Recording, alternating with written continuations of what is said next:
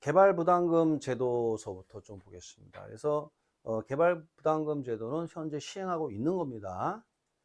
자, 그래서 이제 근거법규 좀 피곤하죠. 이런 거 다 일일이 외워야 되니까. 그래서 시험에 나오는데 뭐 어쩌겠습니까? 어쩔 수 없이 좀 암기를 하셔야 됩니다. 그래서 개발부담금 제도가 뭐냐면 개발이익 환수에 관한 법률입니다. 개발이익을 국가가 환수하겠다. 이렇게 외우셔야 돼요. 개발이익을 국가가 환수하겠다. 그래서 개발이익 환수에 관한 법률이라 하고, 그 개발이익을 환수할 때 쓰는 어떤 제도가 징수하는 방법이 개발부담금입니다. 징수 방법이. 그래서 개발부담금 명목으로 개발이익을 환수합니다. 그래서 개발이익을 환수하는데 어떤 명목으로 환수하느냐? 국가가 개발부담금이라는 명목으로 환수한다. 그래서 개발부담금 제도. 이런 식으로 이제 외우시면은 얼추 이제 암기가 될 겁니다. 자, 그리고 난 다음에 이 내용이 뭐냐? 우리는 요 내용 간단히 알면 되는데요. 그러면 이제 개발이익을 환수한다는데 개발이익이 도대체 뭐냐 이거죠. 개발이익은 한마디로 얘기해서 불로소득입니다. 그래서 토지 소유자가 아무런 노력을 기울이지 않았단 말이에요. 그런데도 불구하고 공공사업에 의해서 땅값이 뭐요? 엄청 오른 거죠. 그 엄청 올랐다라는 걸 이 법에선 뭐라고 표현하느냐? 정상지가 상승분을 초과하여 이렇게 표현합니다. 정상지가 상승분을 초과하여 땅값이 엄청 올랐다 이거예요. 그래서 이제 우리 시험에 뭐라고 나왔었냐면은 물가 상승분을 초과하여. 이게 틀린 거죠. 아주 시험 야비하게 냅니다, 여러분. 최근에 이제 부동산학개론의 시험 문제 그 어떤 패턴이 이 감정평가사 시험과 유사해지고 있습니다. 그래서 그 하나하나 이렇게 세밀하게 보셔야죠. 뭐 대충 보면은 이제 아주 큰 코 다칩니다. 그래서 여기서 조심해야 되는 문구가 뭐냐? 물가 상승분을 초과해서 아니고요. 정상 지가 상승분을 초과하여 발생한 그 땅값 상승분을 우리가 뭐라고 그래요? 개발이익이라는 거예요. 토지 소유자의 아무런 노력 없이. 그래서 이걸 뭐라 하느냐? 자, 읽어드리면 자, 개발 사업의 시행이나 이용 계획의 변경, 그 밖에 사회적, 경제적 요인에 따라 이렇게 표현합니다. 토지 소유자하고는 아무 상관없는 거예요. 자기 한 건 아무것도 없어요. 땅만 갖고 있었던 거지. 근데 뭐 도로가 뚫리고 또는 용도적이 변경된 거예요. 또는 개발 제한 구역에서 해제된다든가. 예를 들어서 이런 얘기죠. 농림 지역이었는데 오늘 갑자기 도시적으로 바뀔 수도 있는 거 아니에요. 그럼 땅값이 어마어마하게 오르겠죠. 이걸 정상지가 상승분을 초과해서. 그래서 개발 사업을 시행하는 자, 그러니까 사업 시행자나 토지 소유자나 같은 말입니다. 그래서 땅 주인에게 귀속되는 이 토지가액의 증가를 우리가 개발 이익을 하고, 그럼 개발 이익은 불로소득이거든요. 불로소득이니까 어떻게 해야 돼요? 이거를 환수해야 된다는 얘기죠, 국가가. 그래서 개발부담금이란 말이 나오는 거예요. 그래서 개발 이익 중 입법에 따라 블라블라가, 즉 우리는 시장군수구청장 정도만 알고 계시면 될 것 같아요. 부가 징수하는 금액을 우리가 뭐라 한다? 개발 부담금이라 한다. 이 정도 알고 계시면 뭐 어려운 거 하나도 없습니다. 자, 됐고요. 두 번째가 이제 나온 게 재건축 부담금이에요. 그럼 재건축 부담금이 뭐냐? 근거법규는 재건축 초과이익 환수에 관한 법률입니다. 야, 이게 어떻게 외우냐? 이렇게 되는 거죠. 이런 얘기죠. 이 재개발 아닙니다. 여기 조심하셔야 되는 거는 우리 시험에 뭐라 나왔었냐면 재개발이라고 나왔어요. 재개발. 여러분이 이제 재건축과 재개발은 다른 용어입니다, 이게. 그래서 이제 우리가 일반적으로 상식적으로는 혼용해서 쓰는 경향이 있는데 그러면 안 됩니다. 안 되고 재개발과 재건축이 있습니다. 그러니까 따라서 재건축 부담금 말 그대로 재개발이 아니라 재건축입니다. 그러니까 재건축에 한해서 부과하겠다는 얘기예요. 그러면 이제 재건축을 하게 되면 아파트입니다. 쉽게 말하면 아파트입니다. 공동주택이니까. 그러면 이 주로 이제 이 아파트에 대해서 재건축을 한다 이거죠. 이게 일산, 분당, 서울에서도 이제 재개발과 재건축이 있습니다. 재개발은 필요 없고 재건축을 얘기하는 거예요. 재건축을 하게 되면 어떻게 해야 돼요? 집값이 엄청 오르지 않습니까? 이게. 그러니까 뭐 30년 된 아파트가 새 거가 되는 거니까 집값이 엄청 오른단 말이죠. 그 자리에서 바로 올리잖아요. 그걸 철거하고 그리고 올라가는 거니까 서울 사람들은 신축 아파트를 선호한단 말이죠. 서울에 신축을 공급할 수 있는 거는 신규 아파트를 공급할 수 있는 방법은 딱 두 개밖에 없어요. 서울은 재건축 아니면 재개발밖에 없습니다. 근데 재개발은 아니고 재건축이에요. 그럼 이제 어떻게 해야 돼요? 강남 이런데 재건축하게 되면 아파트니까요. 이 집값이 엄청 오르는 거 아닙니까? 어디라고 난 말 못하겠는데 이 오른단 말이죠 이게. 그러면 이것을 일종의 불로소득으로 보는 거예요. 그 재건축을 하게 되면 초과이익이 발생한다 이거예요. 불로소득이. 그럼 국가가 환수하겠다 이거예요. 이 불로소득에 대해서. 이 불로소득에 대해서 국가가 환수하겠다. 그러니까 이제 조합원 입장에서는 이제 화가 나는 얘기죠, 이게.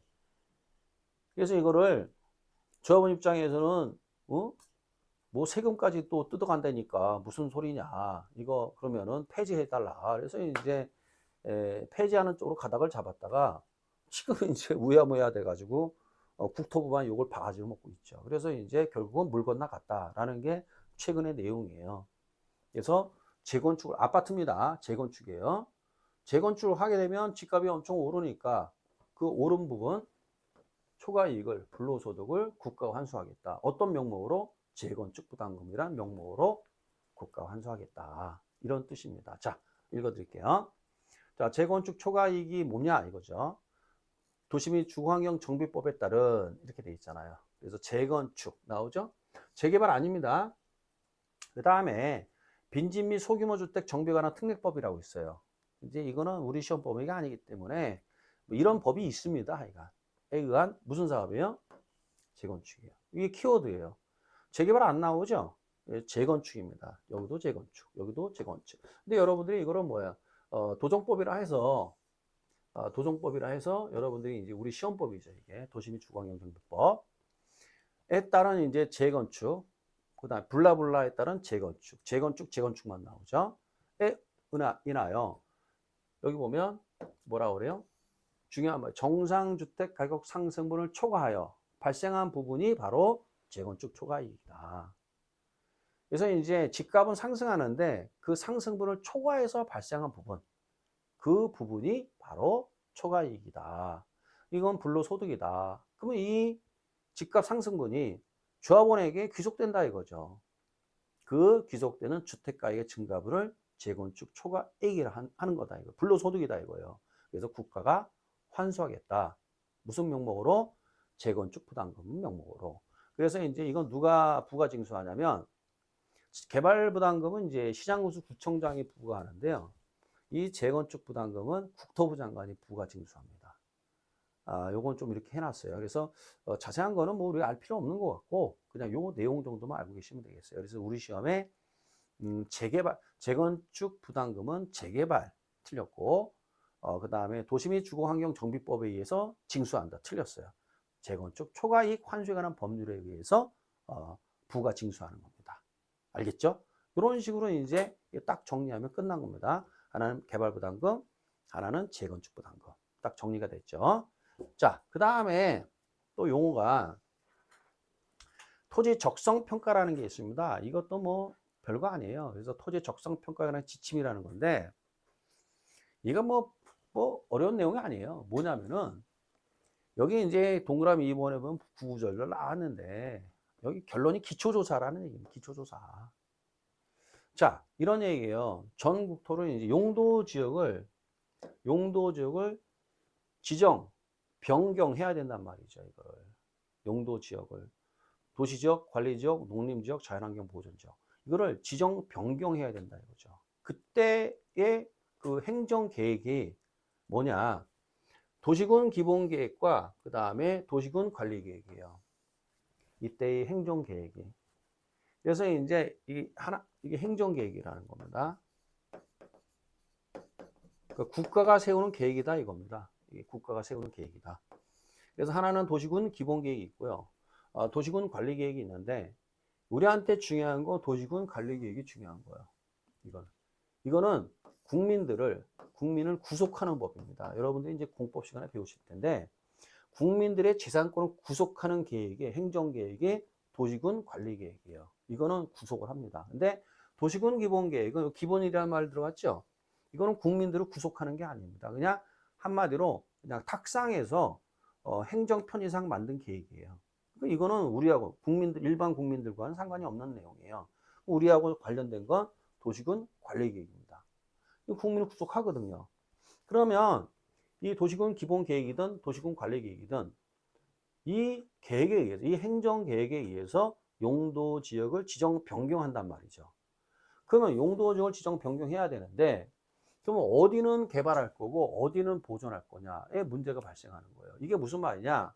예를 들어서 이 지역이 지금 농림지역인데 농림지역. 이거보다는 여러분들 쉬운 게 개발제한구역이 낫겠네요. 그래서 여기 개발제한구역. 여기가 이제 개발제한구역이다. 개발제한구역. 그린벨트다 이거. 그럼 개발제한구역 토지란 말이죠. 이거를 해제해 주겠다 그 얘기예요. 예를 들어서 그럼 개발제한구역은 보존입니다. 무조건. 근데 그걸 해제해 주겠다는 건 뭐냐면 신문에 나오지 않습니까? 개발제한구역 해제해서 뭐 그린벨트 풀어주겠다. 이게 무슨 소리냐?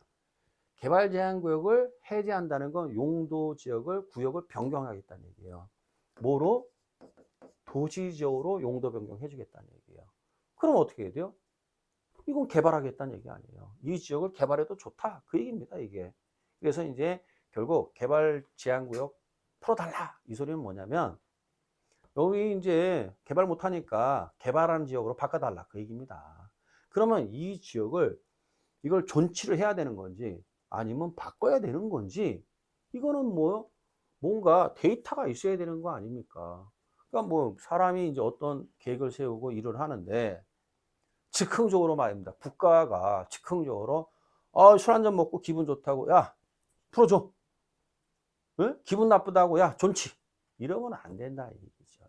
국가라는 어떤 이건 문제가 심각한 거죠. 이게 후진국에서나 뭐 발생할 수 있는 부패한 나라에서나 발생할 수 있는 일들이죠.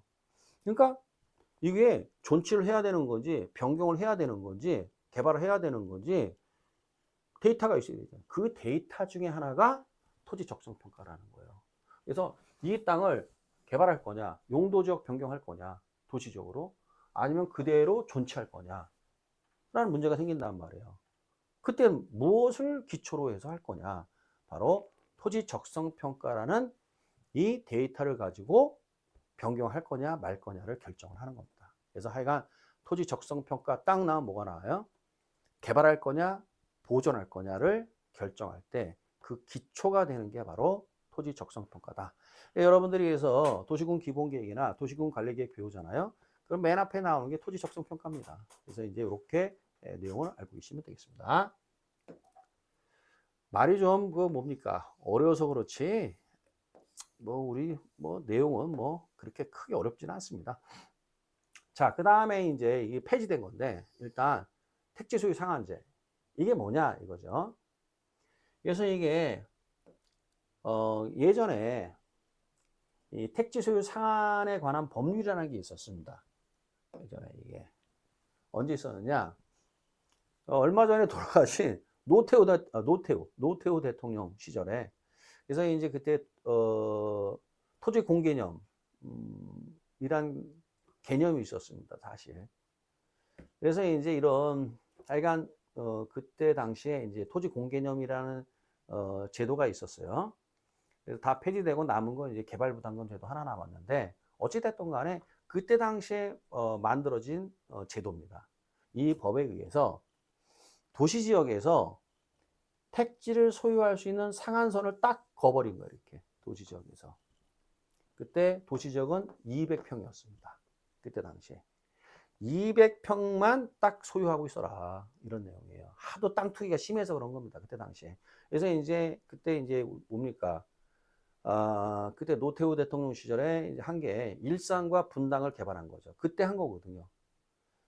그러면서 이제 이런 제도들이 만들어졌단 말이에요.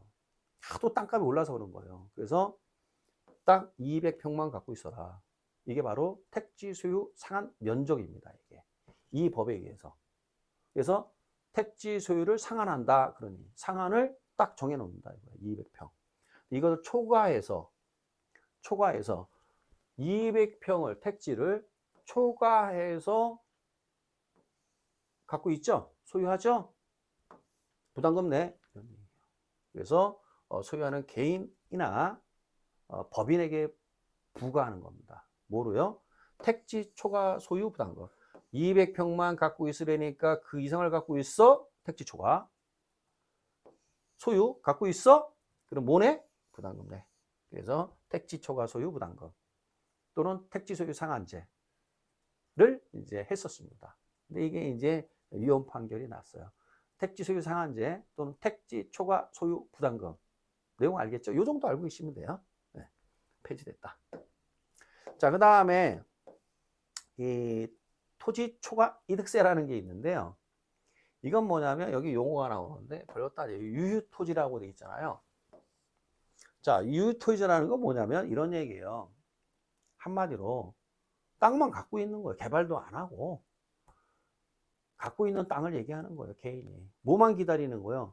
땅값만 올라라. 그리고 그냥 가지고 있는 땅을 얘기하는 거예요. 이런 걸 유휴토지다. 또는 법인의 경우에는 비업무용 토지다. 이런 말을 쓰는 겁니다. 비업무용 토지다. 개인은 유휴토지, 법인이 갖고 있으면 비업무용 토지다. 이렇게 되는 거예요. 그러면 어떻게 해야 돼요? 그냥 뭐 땅만 갖고 있어도 그때 당시만 하더라도 땅값이 막 오를 때입니다, 여러분. 지금처럼 아니고 그때는 아주 가파르게 올랐단 말이에요. 우리가 경제 성장을 막 하고 있을 당시니까 그때 언제입니까? 전두환, 노태우 이때 이제 막 특히 이제 노태우 때죠. 88 올림픽 끝나고 그냥 막 오르니까 어떻게 해야 돼요? 그 땅에 그 뭐 엄청난 투기가 일어났단 말이에요. 그래서 법인이든 뭐든 전부 다 땅에 다막 있죠. 이게 지금은 뭐 요즘은 뭐 코인, 주식, 아파트 뭐 이런 건데 그때는 땅이었습니다. 그때 당시에는. 그러니까 막 그 땅을 갖고 있단 말이에요. 그래? 그러면은 땅 갖고 있어. 유휴토지, 비업무용 토지. 그러면 땅값이 상승하잖아요. 그 상승분에 대해서 초과이득이 생긴단 말이죠. 이거를 세금으로 때리는 겁니다. 이거를. 그래서 이거는 매기 때리는 거로 그때 제가 알고 있습니다. 그냥 그 분기별인지 그까지 정확히 모르겠는데 예를 들어서 뭐 1년에 2번씩, 1년에 한 번씩 매년 이제 때리는 겁니다. 세금으로. 갖고 있지 말아라 그 얘기예요. 비업무용 토지나 유휴토지 갖고 있지 말아라. 갖고 있을래? 그러면 세금 내. 이게 바로 토지초과 이득세라는 겁니다. 근데 이것도 역시 폐지됐죠. 그래서 이렇게 요 제도 알고 계시면 되겠고. 그 다음에 이제 부동산 실명제라고 있습니다. 요건 이제 김영삼 대통령 시절에 이제 한 건데, 지금은 이제 부동산도 금융도 다 실명제죠. 근데 예전에는 이제 명의신탁이 있었습니다.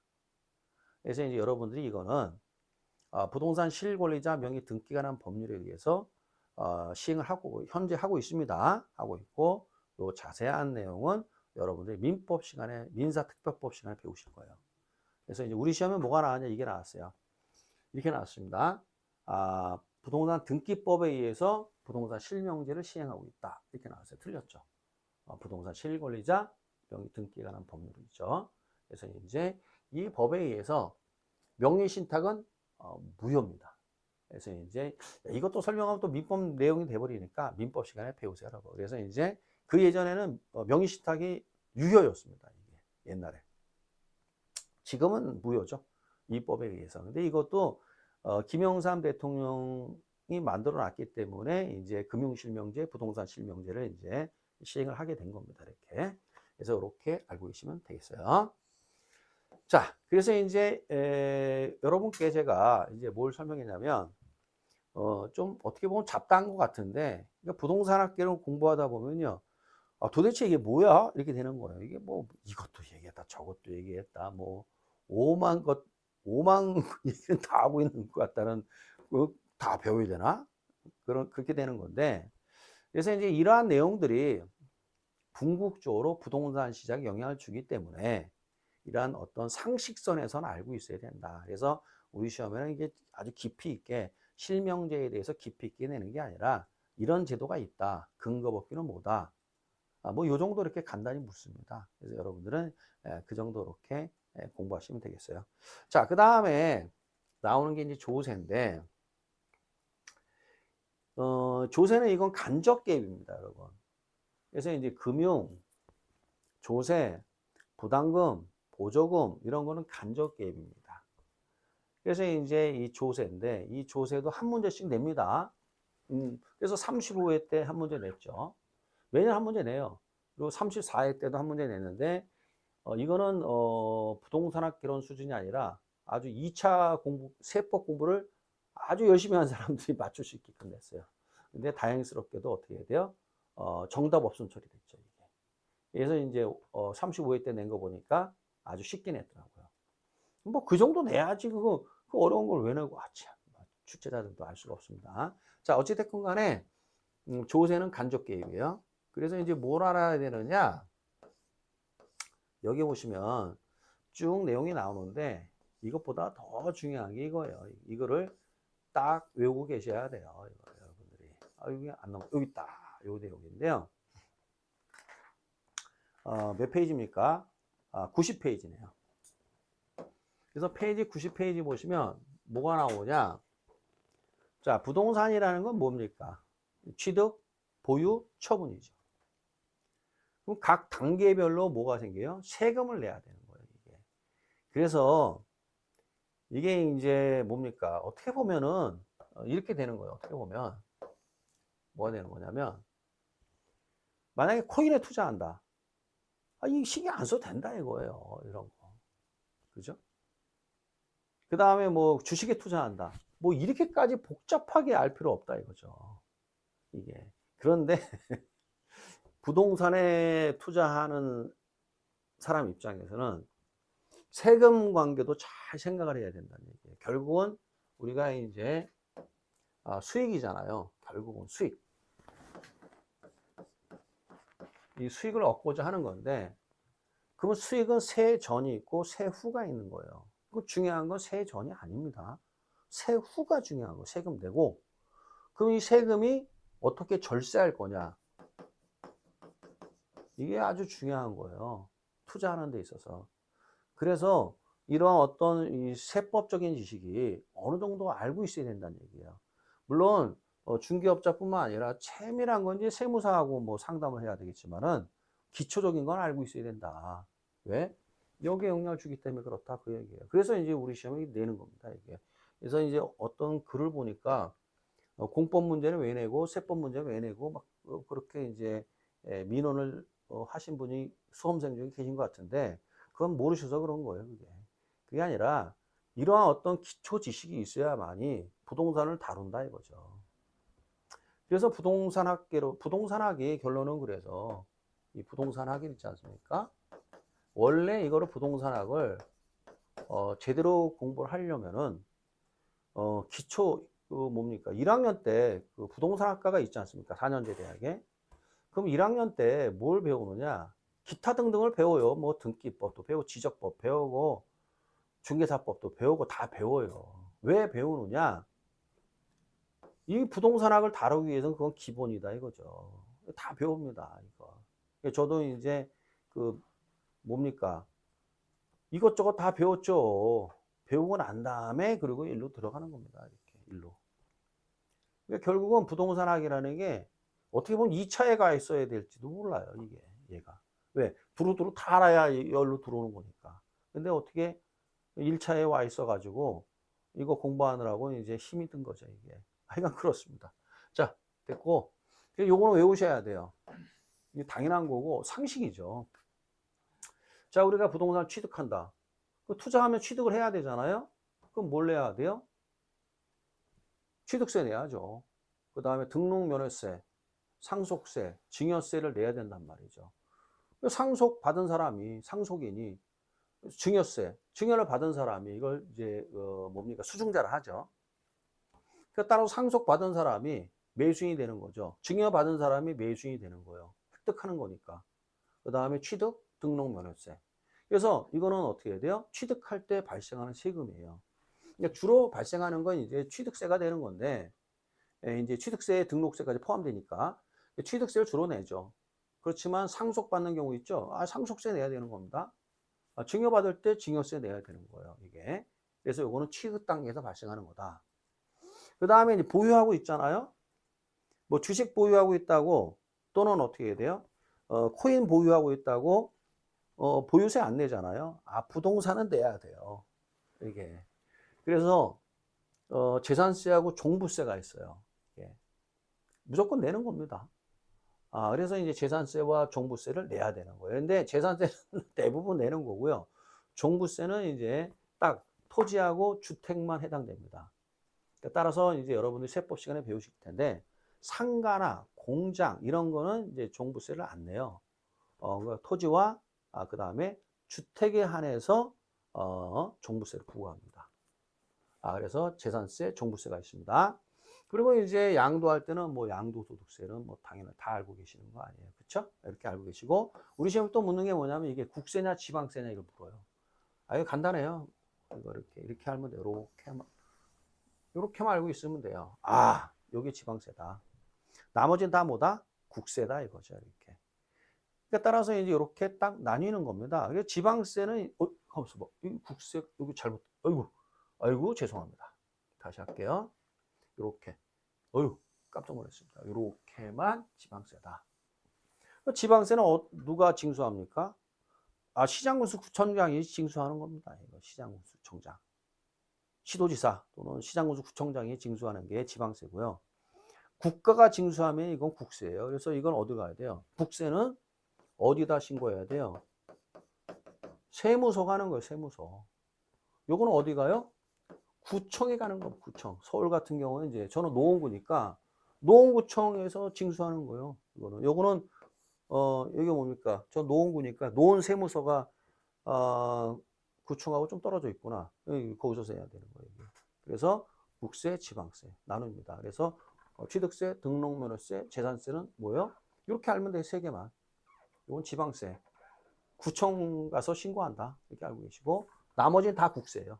그래서 이렇게 나뉘는구나. 이걸 자꾸 물어봐 이거를.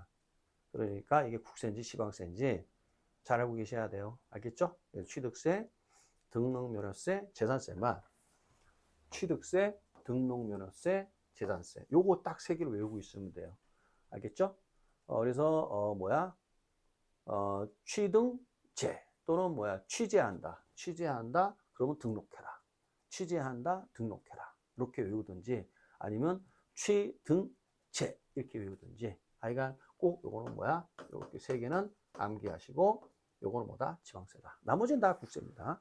이렇게 알겠죠? 자, 이렇게 알고 있고요. 그 다음에 이제 또 여기 와서 이제 요걸 알아야 되는데요. 자, 이렇게요. 비 이렇게 더 이렇게 동그라미 그리세요. 비 더 했죠? 네, 비 더. 그 다음에 딱 내려오고 이거 제가 만든 겁니다. 제가 만들었지만 잘 만든 것 같아요. 탄 덜 동그라미 딱 그리고 그럼 뭐가 돼요? 비 더 탄 덜 되는 거 아니에요? 이게 무슨 말이에요? 비탄력적인 자가 더 부담하고 탄력적인 자가 덜 부담한다. 이게 결론이에요. 그러면 이게 무슨 말이냐? 세금은 말입니다. 국가가 무조건 징수합니다. 그런데 징수를 하는데 누구한테 징수하느냐?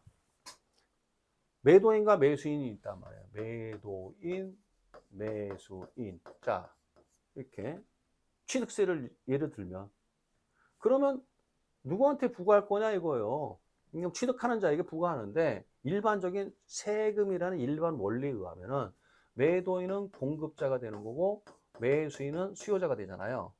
근데 이거를 세금이라는 일반 원리로 설명하게 되면은 정부는 무조건 뭐요? 매도인이 공급자라 합니다. 매수인은 수요자요. 매수인이 부담하든 매도인이 부담하든 수요자가 부담하든 공급자가 부담은 따지지 않아요. 만약에 세금이 100원이다. 100원은 무조건 징수에 갑니다. 다 뭐 안 따져요. 수요자든 공급자든 안 따지고 니네들이 알아서 내 이렇게 되는 거예요.